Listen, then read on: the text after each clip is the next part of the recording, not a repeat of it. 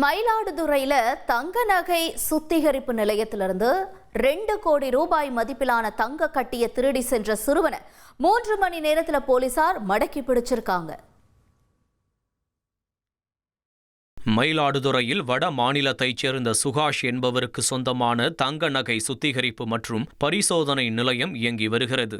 அங்கு பணியில் இருந்த மகாராஷ்டிராவைச் சேர்ந்த 16 வயது சிறுவன் 1.5 கிலோ தங்க கட்டியை துடைப்பது போல் பாவனை செய்து அதை தூக்கிக் கொண்டு தப்பினான். இதைத் தொடர்ந்து போலீசார் தீவிர தேடுதல் வேட்டை நடத்தி சிறுவனை கைது செய்து தங்க கட்டியை மீட்டனர். பின்னர் அந்த சிறுவன் தஞ்சை கூர்நோக்கு இல்லத்தில் அடைக்கப்பட்டான். இனி செல்லும் இடமெல்லாம் செய்தி. தந்தை டிவியின் வாட்ஸ்அப் சேனலை ஃபாலோ பண்ணினா செல்ல இருக்கும் இடமெல்லாம் செய்தி. இதோ QR கோட் இப்பவே ஸ்கேன் பண்ணுங்க, ஃபாலோ பண்ணுங்க.